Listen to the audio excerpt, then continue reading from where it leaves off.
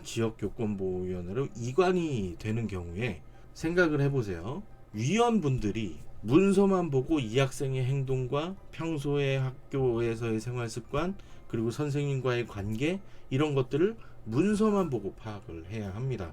그러려면 문서는 어떻게 만들어야 될까요? 여러분 안녕하세요, 훈이쌤입니다. 오랜만에 이런 화면으로 말씀을 드리는데요. 2024학년도 시작이 얼마 전이었던 것 같은데 벌써 3주가 흐르고 4주차에 접어들었는데요. 그간 어떤 변화들이 있었고 어떻게 학교에서는 생활을 하고 있는지에 대해서 간단하게 이야기를 나눠볼까 합니다. 시작하기 전에 구독, 좋아요, 알림 설정 부탁드리고요. 그럼 시작해 보도록 하겠습니다.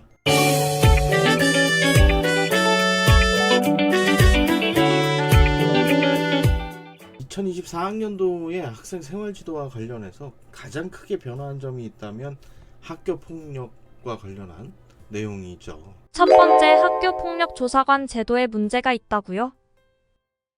이 학교 폭력 조사관 제도가 도입이 되었는데요. 시작과 동시에 조금 문제가 발생을 했었습니다. 알고 있으신 분들도 계시고 이 이야기를 처음 들으시는 분들도 계시겠지만, 학교 폭력 조사관 제도가 도입이 되면서 교육지원청에서 이분들을 위촉을 했죠.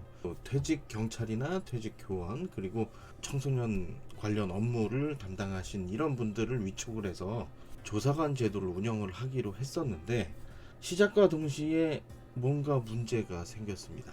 이분들의 아동학대 전력이라든가 성폭력 전력들, 이런 것들을 조회를 해야 하는데, 교육지원청에서 이분들을 위촉을 했음에도 불구하고 그분들에 대한 전력 조회를 할 수 있는 상황이 아니었던 거죠. 그래서 일부 시도교육청에서는 학교에 이분들의 전력 조회를 모두 다 하게끔 안내를 하기도 했고요. 일부 지역에서는 대표 학교를 선발해서 진행을 하기도 했었습니다. 시도교육청별로 이 부분에 대해서 차이가 발생을 했고요. 그 부분에 대해서 보완책을 마련을 해서 앞으로는 개선을 해 나간다고 하는 그런 이야기가 있었죠. 시행 초기에 있을 법한 일이기도 합니다만, 조금 더 세밀하게 준비를 하면 현장에서의 혼란은 좀 없지 않았을까 하는 그런 생각을 해보게 됩니다. 조사관 제도와 관련해서 두 번째 문제점도 발견할 수 있었는데요. 일부 시도교육청, 교육지원청별로 학교마다 학교폭력이 접수되는 과정에서 사소하고 경미한 사건들까지도 조사관 분들이 개입을 해서 하다 보니까 이중조사를 하게 되는 그런 상황이 또 벌어지게 됐던 겁니다. 어찌 보면 잘 해결이 될 수도 있는 사안들을 조금 더 자극하는 그런 기폭제 역할을 하지 않았나 하는 생각을 또 해보게 되고요. 학교가 어느 순간부터 사법주의가 도입이 되고 이런 부분들이 아이들 간의 의견과 소통을 주고받으면서 적절히 잘 해결해 나갈 수 있는 그런 갈등 관계임에도 불구하고 학교 폭력으로 접수가 되어서 조사관 분들이 이중으로 확인을 하는 그런 상황이 벌어지고 했었습니다. 제가 계속해서 말씀드리는 부분들이 있는데요. 학교 폭력 유무 자체가 학교폭력대책심의위원회에서 결정을 하기 때문에 학교에서 접수를 할 때에는 이거 자체가 학교폭력인지 아닌지조차도 모르는 상태에서 지금 진행을 하게 되는 거거든요. 그 과정에서 나오는 혼란이 아닐까 하는 생각을 해봅니다. 시행 초기 학교폭력 조사관 제도와 관련한 내용들 좀 더 파악되는 대로 이런 클립 형태로 다시 한번 의견을 드리도록 하겠습니다. 2024학년도에 학교 현장에 바뀌는 내용 중에 두 번째를 알아보도록 할게요. 두 번째, 학교 문화 책임 규약은 무엇인가요? 학교 문화 책임 규약이라고 하는 것이 학교 현장에서 활용이 되기 시작을 했습니다. 작년에는 9월 1일부터 학교 폭력 예방 교육 선도 학교로 선정된 200개 학교에서 진행이 됐던 건데요. 저도 이 학교 문화 책임 규약의 개발진으로 같이 참여를 하기도 했었는데, 교직원과 학생, 학부모의 통일된 의견을 만들어서 서로 존중하고 서로 지켜가면서 학교를 좋은 문화로 만들어 갈 수 있도록 지향을 하는 제도라고 할 수 있겠고요. 전국의 학교들이 서서히 이 행사들을 시작을 할 텐데, 이것과 관련해서 적절한 의견들을 교사, 학생, 학부모를 대상으로 수렴을 하게 되어 있고요. 그 과정에서 나오는 것들을 모두 모아서 우리가 우리의 학교의 문화는 이렇게 만들어 가겠다 라고 하는 일종의 캠페인 활동, 또 퍼포먼스를 비롯한 이런 활동들을 통해서 학교의 자긍심을 가지고 또 학교의 문화들을 학생들 스스로 만들어 갈 수 있는 그런 제도라고 생각을 하시면 되겠습니다. 저희도 지금 준비를 하고 있고요. 곧 준비되는 대로 관련한 내용들도 적절히 안내를 해드리도록 하겠습니다.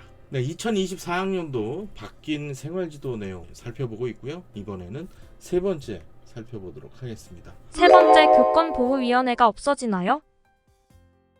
교육활동 침해 사안으로 인한 내용들을 처리하는 기구인 교권보호위원회 소식인데요.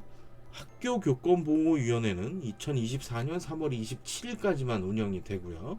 그 이후에 3월 28일부터는 지역교권보호위원회가 교육지원청에 설치가 되어서 이관이 된다고 하는 내용 알려드리도록 하겠습니다. 이 관련한 공문들이나 언론 보도를 통해서 알고 계신 분들도 많이 계실 겁니다.